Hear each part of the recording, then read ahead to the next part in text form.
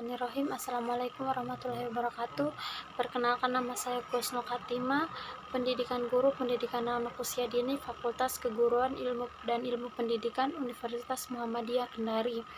Di sini saya akan mempresentasikan hasil proposal yang berjudul Metode Bercerita dengan Media Gambar Terhadap Kemampuan Berbicara pada Anak Usia Dini. Pertama, pendahuluan. Bab 1, pendahuluan. Pertama, latar belakang. Di era globalisasi seperti sekarang ini mutlak menuntut seseorang untuk membekali diri dengan ilmu pengetahuan agar dapat bersaing dan mempertahankan diri dari semakin kerasnya kehidupan dunia dan dari berbagai tantangan yang ada, yang mau tidak mau harus dihadapi. Melalui pendidikanlah seseorang dapat memperoleh ilmu yang mereka butuhkan, baik melalui pendidikan formal maupun non-formal. Pendidikan bagi umat manusia merupakan kebutuhan mutlak yang harus dipenuhi sepanjang hayat. Pendidikan merupakan hal terpenting dan merupakan suatu kebutuhan hidup sehingga manusia dapat beradaptasi dengan sesama, baik itu dengan lingkungan sekitar maupun lingkungan luas.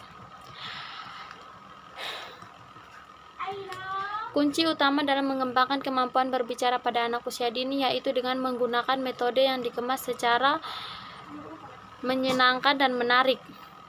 Agar anak tertarik untuk menyimak dan membagikan kepada orang lain, kegiatan bercerita harus diusahakan menjadi pengalaman bagi anak yang bersifat unik dan menarik, yang menggetarkan perasaan anak dan memotivasi anak untuk mengikuti cerita itu sampai tuntas.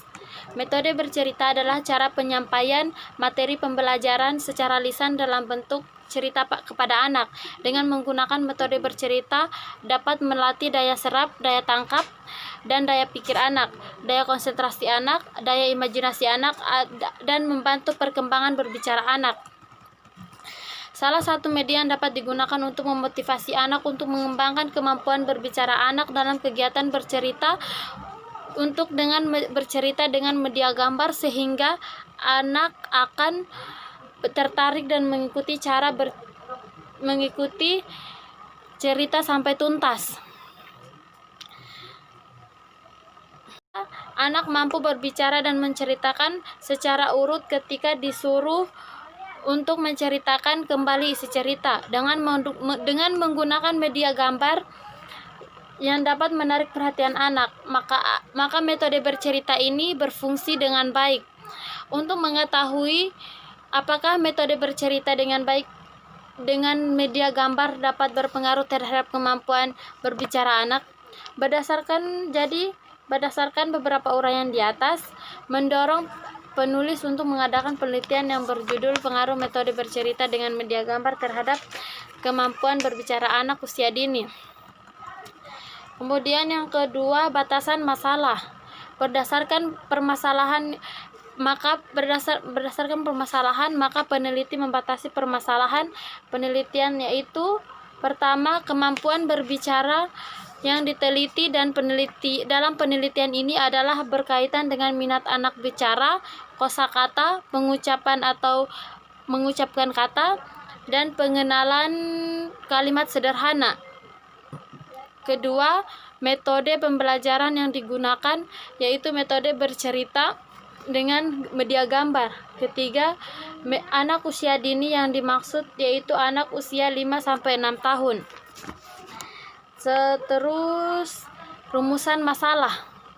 Berdasarkan batasan masalah yang ada di atas, peneliti dapat meneliti rumuskan bahwa apakah metode bercerita dengan media gambar berpengaruh terhadap kemampuan berbicara pada anak usia dini.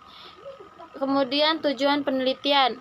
Penelitian ini bertujuan untuk mengungkapkan pengaruh metode bercerita dengan media gambar terhadap kemampuan berbicara pada anak usia dini.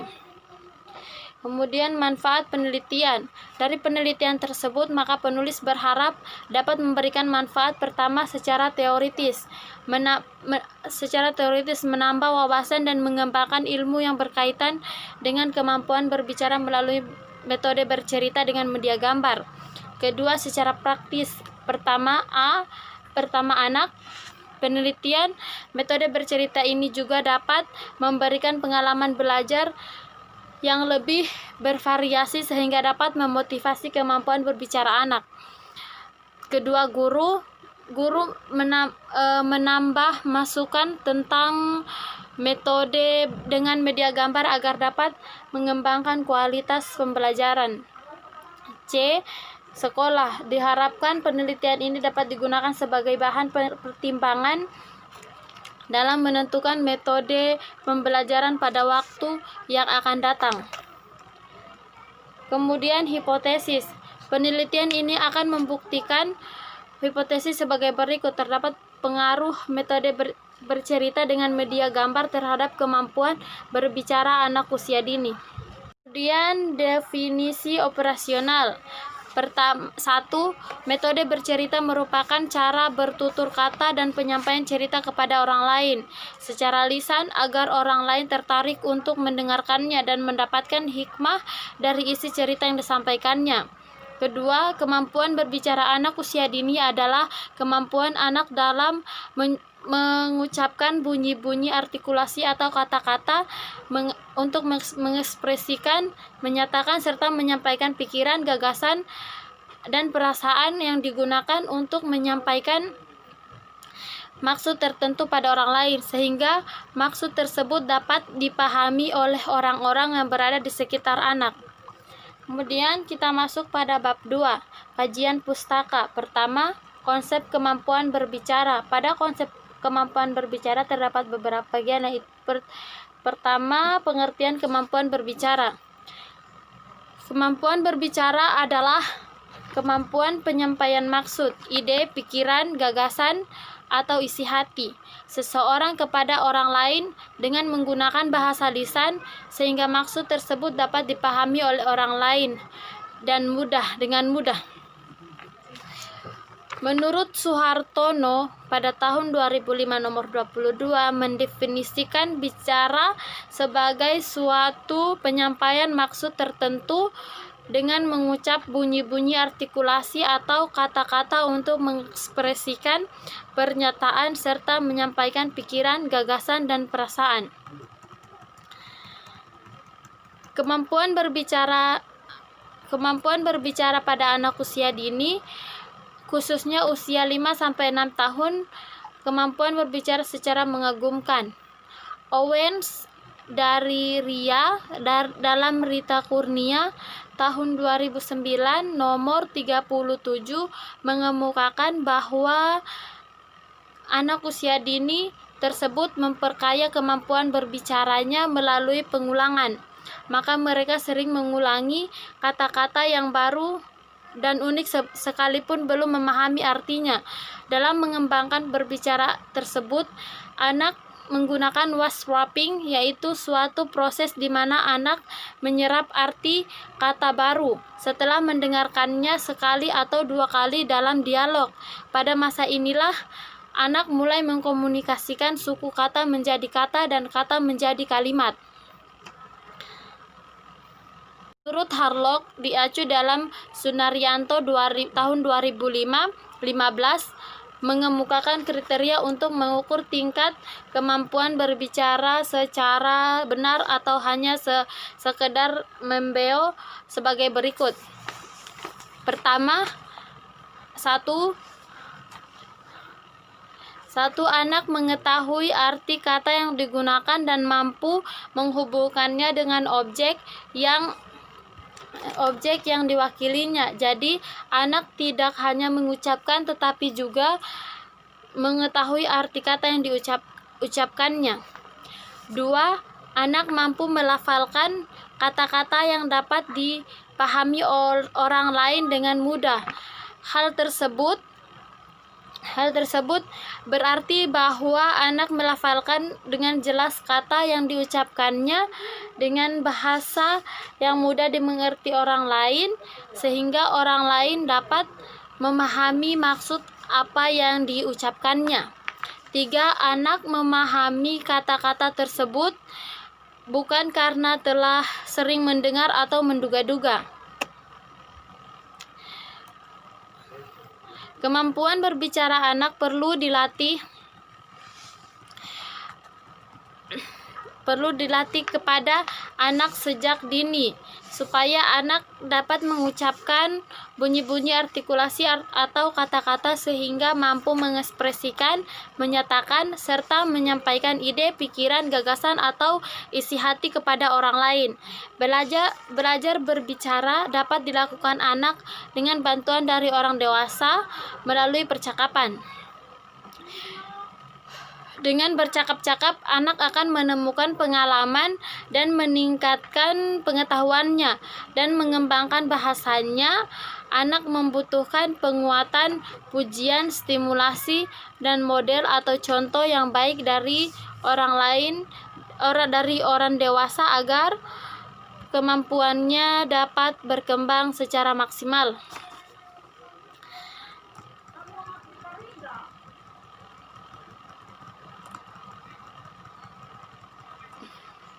Selanjutnya pada bagian kedua, perkembangan berbicara anak. Menurut Durbiana yang diacu dalam Sunaryanto tahun 2015, terdapat 2 tipe perkembangan berbicara anak. 1. Egocentric speech terjadi ketika anak berusia 2-3 tahun, di mana anak berbicara kepada dirinya sendiri atau monolog. Perkembangan berbicara anak dalam hal ini sangat berperan dalam mengembangkan kemampuan berpikirnya. Kedua, socialized speech terjadi ketika anak berinteraksi dengan temannya atau lingkungannya. Hal ini berfungsi untuk mengembangkan kemampuan adaptasi anak. Berkenaan dengan hal tersebut, terdapat 5 bentuk socialized speech, yaitu 1. Saling tukar informasi untuk tujuan bersama. 2. Penilaian terhadap ucapan atau tingkah laku orang lain. 3. Perintah, permintaan, ancaman. 4. Pertanyaan. 5. Jawaban. Selanjutnya, Nurbiana diacu dalam Sunaryanto tahun 2015 mengemukakan ada beberapa faktor yang dapat dijadikan ukuran kemampuan berbicara seseorang, yang terdiri dari aspek kebahasaan dan non-kebahasaan, di mana aspek kebahasaan meliputi 1. Ketepatan ucapan, 2. Penempatan tekanan, nada, sendi, dan durasi yang sesuai, 3. Pilihan kata, 4. Ketepatan sarana pembicaraan. Kemudian aspek non-kebahasaan yang meliputi 1. Sikap tubuh, pandangan, bahasa tubuh, dan mimik yang tepat, 2. Kesediaan, suara, dan kelancaran dalam berbicara, 4.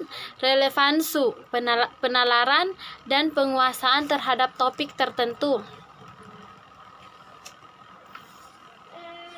Kita masuk pada bagian ketiga, tahapan berbicara anak. Tahapan berbicara pada anak dapat menurut Pateda dalam Suhartono tahun 2005 nomor 49 menjelaskan tahapan perkembangan awal ujaran anak, yaitu tahap penamaan, tahap telegrafis, dan tahap transformasional. Tahap tersebut dapat diuraikan sebagai berikut. 1. Tahap penamaan. Pada tahap ini anak mengasosiasikan bunyi-bunyi yang pernah didengarnya dengan benda, peristiwa, situasi kegiatan, dan sebagainya yang pernah dikenal melalui lingkungannya. Pada tahap ini anak baru mampu menggunakan kalimat terdiri atas 1 kata atau frase. Kata-kata yang diujarkannya mengacu pada benda-benda yang ada di sekelilingnya. 2. Tahap telegrafis. Pada tahap ini anak menyampaikan pesan yang diinginkannya dalam bentuk urutan bunyi yang berwujud 2 atau 3 kata. Anak menggunakan 2 atau 3 kata untuk mengganti kalimat yang berisi maksud tertentu dan ada hubungannya dengan makna. Kemudian 3. Tahap transformasional. Pada tahap ini anak sudah memberanikan diri untuk bertanya, menyuruh, menyanggah, dan menginformasikan sesuatu. Pada tahap ini, anak sudah mulai berani menginformasikan idenya kepada orang lain dalam bentuk kalimat yang beragam. Berbagai kegiatan anak, aktivitasnya dikomunikasikan atau diujarkan melalui kalimat-kalimat yang termaksud pada tahap ini, yaitu anak berusia 5 tahun. Kemudian kita masuk pada bagian keempat, karakteristik berbicara anak usia 5-6 tahun. Menurut Enawulan pada tahun 2005 nomor 49, perkembangan berbicara anak usia 5-6 tahun adalah sudah dapat mengucapkan kata dengan jelas dan lancar, dapat menyusun kalimat yang terdiri dari 6-8 kata dan menjelaskan arti kata-kata yang sederhana, dapat menggunakan kata hubung, kata depan, dan kata sandang.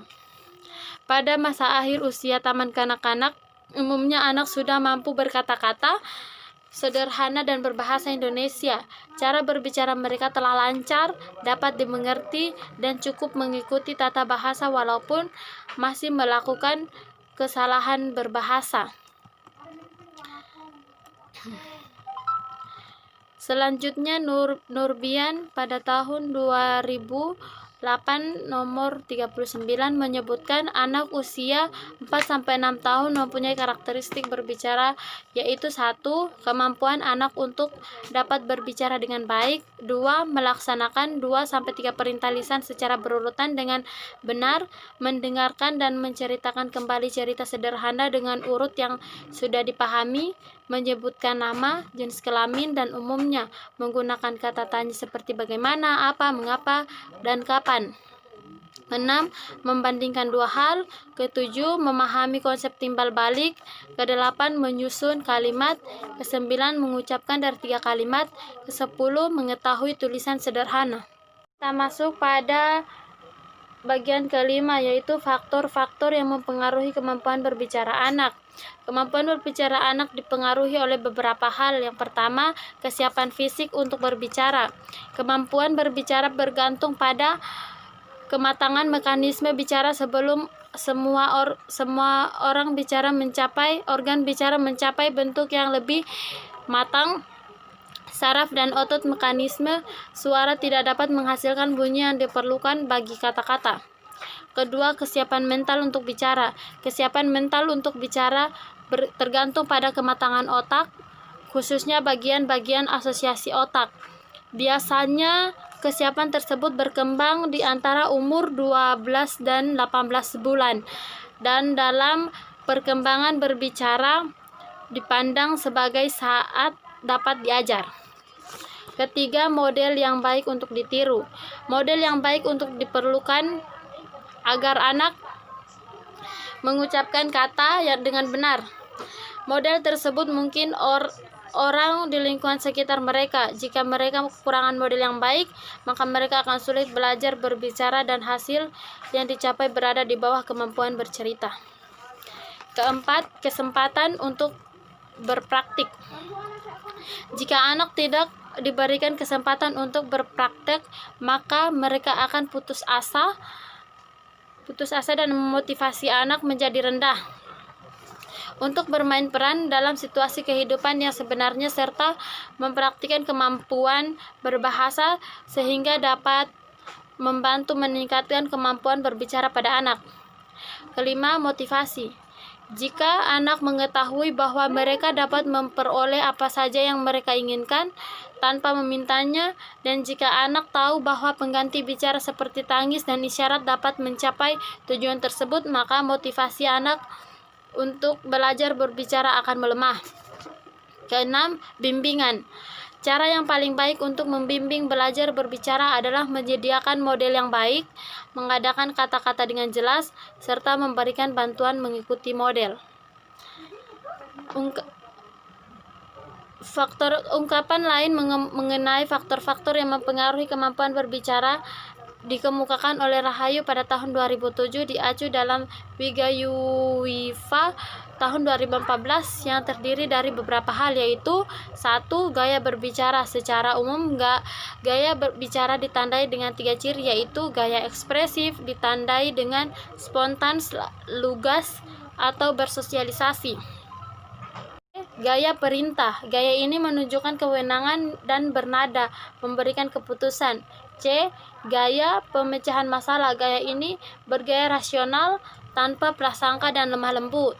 Kedua, metode pencapaian. Metode pencapaian metode ini terdiri dari penyampaian mendadak, penyampaian tanpa persiapan, dan penyampaian dari naskah, dan penyampaian dari ingatan.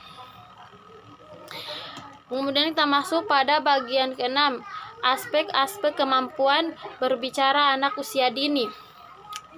Untuk mengembangkan kemampuan berbicara terdapat beberapa aspek kegiatan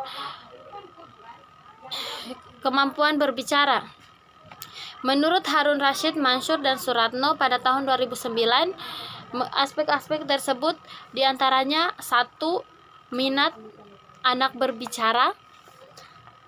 Merangsang minat anak untuk berbicara dimaksud supaya anak mempunyai keberanian dan mengungkapkan ide, gagasan, pendapat, keinginan apa yang ada dalam pikirannya sesuai dengan kegiatan sehari-hari. Hal yang sebenarnya dilakukan oleh pengasuh ketika anak diam, berceritalah. Ketika anak bercerita, simaklah. Ketika anak bertanya, jawablah. Ketika anak menjawab, dukunglah dengan pujian, kalimat penyemangat. Syarat yang lebih penting adalah pendengar yang baik untuk mengungkap berbagai jenis nada bicara. Kedua, kaya kata atau kosakata. Dalam mengembangkan kosakata, anak harus belajar mengaitkan arti dengan bunyi.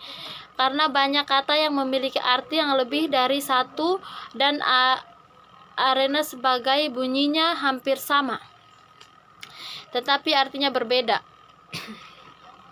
Oleh karena itu, membangun kosakata jauh lebih sulit daripada mengucapkannya. Kegiatan pembendaharaan kata anak dapat dilakukan dengan menyebutkan benda-benda di sekitarnya. Ketiga, pengucapan atau lafal. Tingkat kemampuan berbicara seseorang sangat dipengaruhi oleh seringnya kata-kata yang diucapkan kepada sejak dini secara berulang-ulang yang selalu didengar dari lingkungannya. Kata-kata yang diucapkan oleh anak secara berulang-ulang akan berpengaruh pada kemampuan berbicara anak. Keempat, pengenalan kalimat sederhana. Untuk mengekspresikan gagasan dalam bentuk bahasa, anak perlu menguasai sejumlah kata, lalu menyusunnya menjadi satuan-satuan yang disebut kalimat. Menyusun kalimat dapat dilakukan dengan pengenalan bentuk kalimat melalui cerita. Dalam cerita ada kalimat sederhana yang diperkenalkan pada anak, sehingga anak akan mampu menangkap dan menyesuaikan diri dalam berkalimat. Kita masuk pada bagian ke-7, pembelajaran untuk kemampuan berbicara anak. Menurut Dieni pada tahun 2005, nomor 7 dan 1, metode yang digunakan untuk meningkatkan kemampuan berbicara anak yaitu menggunakan metode bercakap-cakap, dan tanya jawab, dan metode bercerita. Ketiga metode tersebut akan dijelaskan sebagai berikut.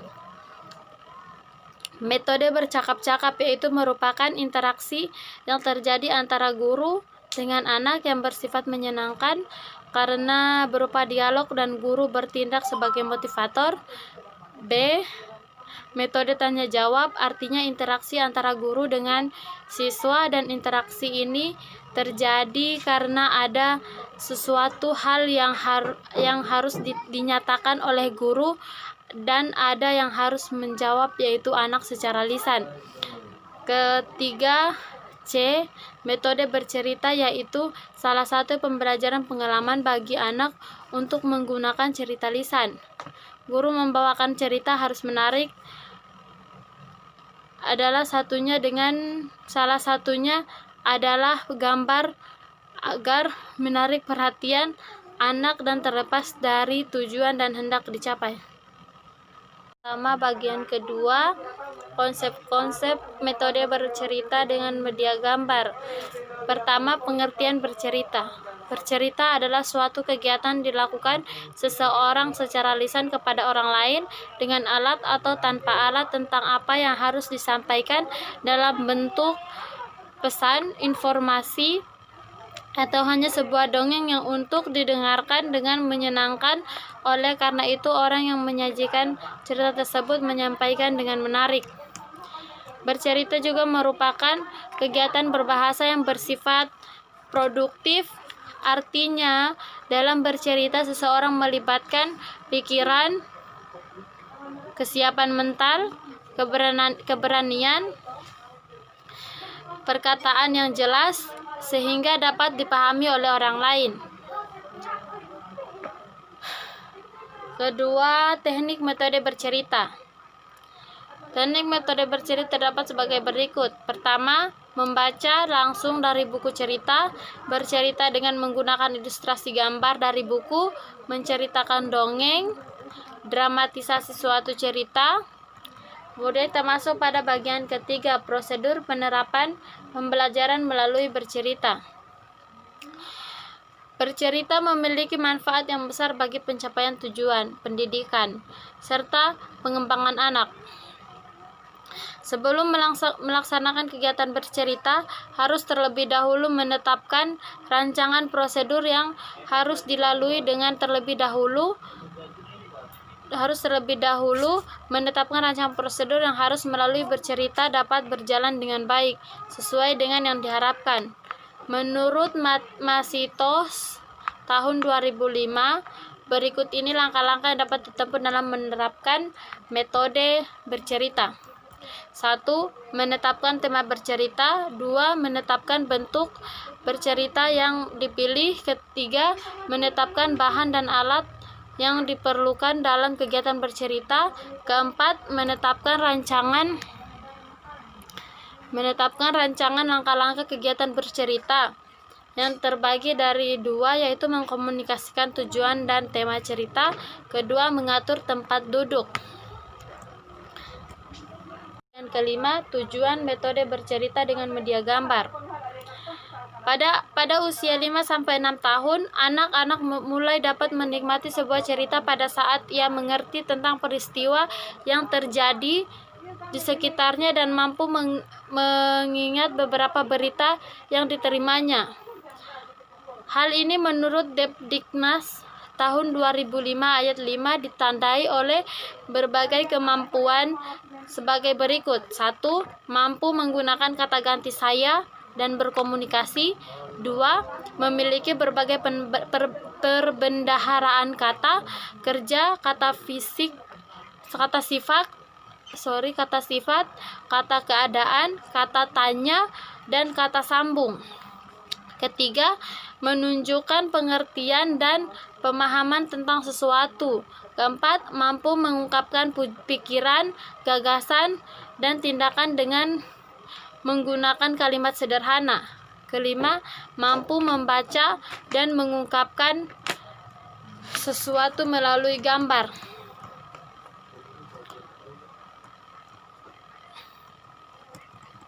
Kemudian kita masuk pada bagian ke-6, manfaat bercerita dengan media gambar.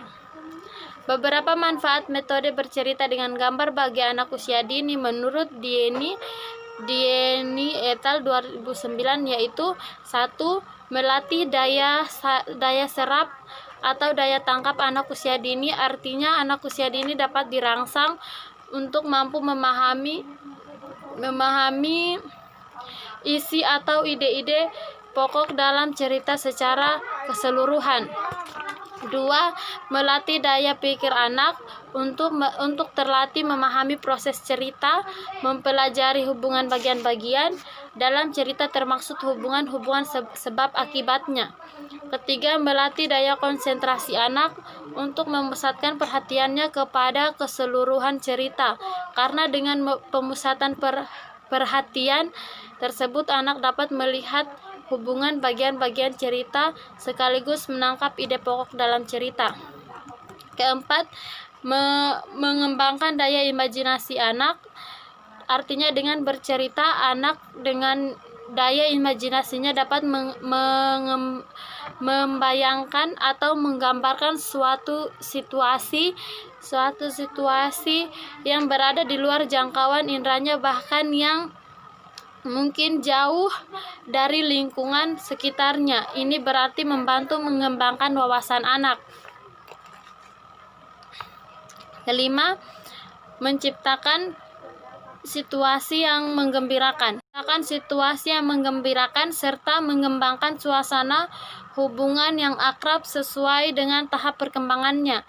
Anak usia dini senang mendengarkan cerita, terutama apabila gurunya menyajikan dengan menarik.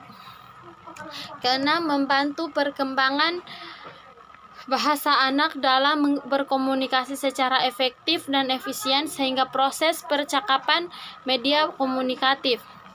Bagian ke-7, fungsi dan peranan cerita dengan media gambar.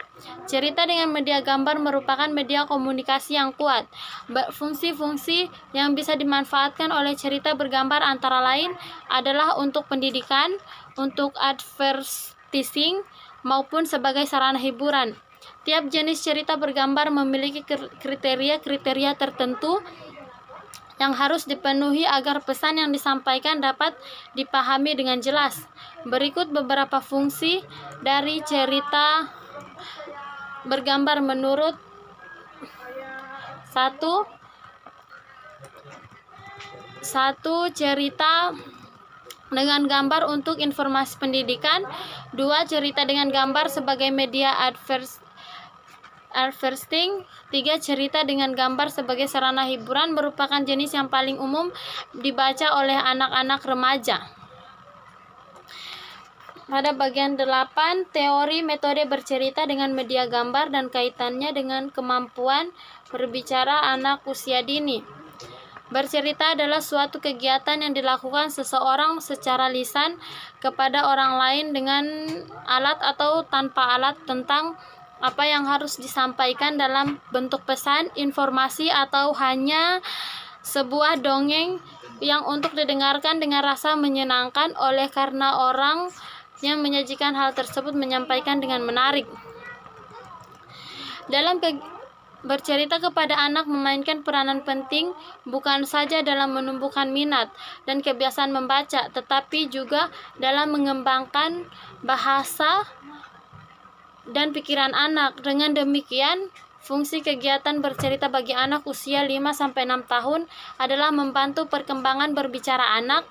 Dengan bercerita, pendengaran anak dapat difungsikan dengan baik untuk membantu kemampuan berbicara dengan menambah perbendaharaan kata, kemampuan mengucapkan kata-kata, melatih merangkai kalimat sesuai dengan tahap perkembangannya. Kajian pustaka bagian ketiga ada penelitian yang relevan. 1. Hasil penelitian relevan sebelumnya sesuai dengan penelitian dilakukan oleh Adzani Novita Amaliarani pada tahun 2016 yang berjudul Hubungan Antara Penggunaan Media Kartu Gambar Cerita Berseri dengan Kemampuan Berbicara Anak Usia Dini. Penelitian ini merupakan penelitian kuantitatif yang bersifat non-eksperimen dengan metode korelasional. Kemudian kita masuk pada bab 3, ada metodologi penelitian. Bagian pertama, metode penelitian. Metode merupakan cara yang ditempuh dalam suatu penelitian dengan tujuan untuk menjaring data yang diperlukan. Sujana mengemukakan bahwa metode dalam penelitian berkenaan dengan cara-cara bagaimana memperoleh data yang diperlukan. Metode lebih menekankan kepada strategi, proses dan pendekatan dalam memilih karakteristik dan jenis serta dimensi ruang dan waktu dari data yang diperlukan. Lebih lanjut, Suharsini Arikunto pada tahun 2006 mengungkapkan bahwa metode penelitian adalah cara yang digunakan oleh peneliti dalam mengumpulkan data penelitiannya. Kemudian termasuk pada bagian kedua, populasi dan sampel, di mana populasi adalah wilayah generalisasi yang terdiri dari objek atau subjek yang mempunyai kualitas dan karakteristik tertentu yang ditetapkan oleh peneliti guna dipelajari, kemudian ditarik kesimpulannya untuk dijadikan sebagai sumber data dalam suatu penelitian. Penelitian ini jumlah populasi yang digunakan yaitu seluruh anak yang berjumlah 62 orang anak. Kemudian sampel adalah bagian dari jumlah dan karakteristik yang dimiliki oleh populasi. Sampel yang digunakan untuk penelitian ini yaitu menggunakan sampling purposif. Menurut Darmadi menyatakan bahwa sampling purposif adalah teknik penentuan sampel dengan pertimbangan tertentu. Adapun yang menjadi sampel penelitian ini untuk kelompok kontrol yaitu anak kelompok B1 yang berjumlah 20 anak, sedangkan kelompok eksperimen yaitu anak kelompok B2 yang berjumlah 21 anak, di mana pada kelompok kontrol kemampuan berbicara pada anak tidak diberikan perlakuan treatment, sedangkan kelompok eksperimen kemampuan berbicara pada anak diberikan perlakuan berupa penerapan metode bercerita dengan media gambar. Tempat dan waktu. Waktu penelitian dilaksanakan pada semester genap. Bagian keempat, variabel penelitian.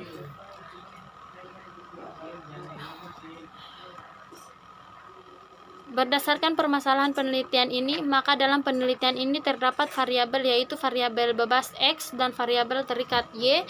Dalam hal ini metode bercerita dengan media gambar merupakan variabel bebas X, sedangkan kemampuan berbicara anak merupakan variabel terikat Y. Bagian kelima, prosedur penelitian. Prosedur penelitian ini meliputi beberapa langkah yaitu 1. Studi pendahuluan, 2. Permohonan izin, 3. Pelaksanaan penelitian. Langkah-langkah penelitian sebagai berikut: memilih subjek penelitian, kedua mengadakan pendekatan kepada subjek, ketiga melaksanakan tes awal, pretest untuk mengetahui tingkat kemampuan berbicara pada anak sebelum diberikan perlakuan. Keempat, pelaksanaan perlakuan berupa kegiatan pembelajaran dengan menggunakan metode bercerita dengan media gambar. Kelima, melaksanakan tes akhir, post-test, untuk mengetahui tingkat kemampuan berbicara anak setelah diberikan perlakuan. Bagian keenam, instrumen penelitian. Instrumen penelitian diartikan sebagai alat dapat menampung sejumlah data yang diasumsikan dapat digunakan untuk menjawab pertanyaan-pertanyaan dan pengujian hipotesis penelitian. Suharsini Arikunto mengemukakan bahwa instrumen penelitian adalah alat atau fasilitas yang digunakan oleh peneliti dalam mengumpulkan data agar pekerjaannya lebih mudah dan hasilnya lebih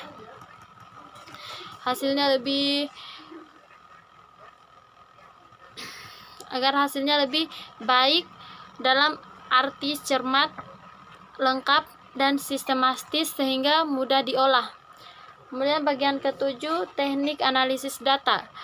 Menurut Sugiono, analisis data adalah mengelompokkan data berdasarkan variabel dan jenis responden, mentabulasi data berdasarkan variabel dari seluruh responden. Sajikan data tiap variabel yang diteliti, melakukan perhitungan untuk menjawab rumusan masalah dan melakukan perhitungan untuk menguji hipotesis yang telah diajukan. Analisis data. Penelitian ini menggunakan kuesioner atau angket. Teknik analisis data dalam penelitian kuantitatif menggunakan statistik. Bagian ke-8 ada hipotesis. Karena perbedaan rata-rata dari dua macam sampel dan jumlahnya relatif kecil, maka digunakan metode statistik non-parametrik. Salah satu uji non-parametrik yaitu dipakai adalah uji Mann-Whitney. Mari kita masuk pada bab 4, yaitu hasil penelitian dan pembahasan. Bagian pertama, deskripsi data, di mana pengumpulan data dalam penelitian ini diperoleh dengan cara melakukan eksperimen. Desain eksperimen yang digunakan adalah pretest, post-test, control, group design. Eksperimen dilaksanakan dengan dua kelompok, yaitu kelompok eksperimen dan kelompok kontrol. Dalam penelitian ini data kemampuan berbicara anak diperoleh melalui angket. Angket dilakukan guna mengukur tingkat kemampuan berbicara anak sebelum dan sesudah diberi perlakuan metode bercerita dengan media gambar. Bagian kedua ada analisis data. Analisis data ini dilakukan untuk melihat hasil kemampuan berbicara anak usia dini dengan menggunakan metode bercerita dan melihat apakah terdapat pengaruh metode bercerita dengan media gambar terhadap kemampuan berbicara anak usia dini. Penelitian ini tidak dilakukan uji normalitas dan homogenitas sampel relatif kecil. Analisis data yang digunakan penelitian ini yaitu menggunakan rumus uji T. Kemudian di bagian ketiga ada hipotesis. Karena perbedaan rata-rata dua macam sampel yang jumlahnya relatif kecil, maka digunakan metode statistik non-parametrik uji Mann-Whitney U untuk mengetahui besarnya perbedaan kelompok perlakuan dan kelompok kontrol pada saat pretest dan post-test. Hipotesis yang diajukan pada saat pretest dan post-test. HO artinya tidak terdapat pengaruh metode bercerita dengan media gambar terhadap kemampuan bercerita anak usia dini. HA artinya terdapat pengaruh metode bercerita dengan media gambar terhadap kemampuan bercerita anak usia dini. Sehingga kesimpulan akhir dari analisis yang dilakukan dengan uji T Mann-Whitney U dengan pendekatan kurva normal rumus Z didapatkan bahwa metode cerita dengan media gambar mempunyai pengaruh terhadap kemampuan berbicara anak. Keempat, hasil dan pembahasan. Berdasarkan hasil penelitian menunjukkan bahwa metode bercerita dengan media gambar berpengaruh positif terhadap kemampuan berbicara anak usia dini. Hal ini dapat diketahui melalui hasil pretest kemampuan berbicara anak sebelum diberikan perlakuan dan setelah diberikan perlakuan metode bercerita dengan media gambar. Pada bab 5, penutup. Bagian pertama, kesimpulan. Kesimpulan dari penelitian ini yaitu berdasarkan pengelolaan data penelitian dapat ditarik kesimpulan bahwa terdapat pengaruh metode bercerita dengan media gambar terhadap kemampuan berbicara anak. Hal ini dapat dilihat dengan hasil pengujian hipotesis uji Mann-Whitney menunjukkan bahwa Z-tung 3,09 lebih kecil dari Z tabel minus 1,69 atau minus 3,09 kurang dari minus 1,69. Ini berarti HO ditolak, artinya metode bercerita dengan media gambar berpengaruh terhadap kemampuan berbicara anak usia dini. Saran, setelah melakukan penelitian tentang metode bercerita dengan media gambar terhadap kemampuan berbicara anak usia dini, maka peneliti dapat memberikan saran sebagai berikut. Pertama, bagi guru sebaiknya memberikan metode yang menarik dan menyenangkan bagi anak dalam mengembangkan kemampuan berbicara anak. Salah satu kegiatan yang dapat digunakan yaitu dengan metode bercerita dengan media gambar, karena dengan metode ini dapat berpengaruh terhadap kemampuan berbicara anak. 2. Kepala sekolah. Penelitian ini juga diharapkan dapat membuka wawasan bagi kepala sekolah untuk menyediakan media yang lebih banyak lagi untuk anak dan menyediakan fasilitas untuk mendukung proses belajar mengajar agar metode lebih bervariasi lagi. Pentingnya pemilihan metode yang tepat juga dapat mempengaruhi kemampuan berbicara anak. 3. Bagi peneliti selanjutnya. Bagi peneliti selanjutnya diharapkan dapat menjadikan hasil penelitian ini sebagai referensi untuk melakukan penelitian yang lebih baik lagi dan dapat mencoba menggunakan metode serta media lainnya dalam mengembangkan kemampuan berbicara anak. Keempat, implikasi. Dalam pembelajaran di PAUD, dalam implikasi pembelajaran, guru harus dapat memilih dan menggunakan metode mengajar yang tepat dan bervariasi untuk membantu mengembangkan kemampuan berbicara anak. Metode yang digunakan hendaknya tidak terbatas, tetapi perlu menggunakan metode yang memberi kesempatan anak untuk belajar efektif, belajar aktif, seperti memberi kesempatan anak untuk bertanya, mengemukakan ide-ide gagasan, dan keinginannya. Itulah proposal yang dapat saya sampaikan. Dalam proposal ini saya menggunakan metode kuantitatif, di mana hasilnya akan dihitung melalui pengumpulan datanya itu melalui statistik. Sekian dari saya, lebih dan kurangnya wassalamualaikum warahmatullahi wabarakatuh.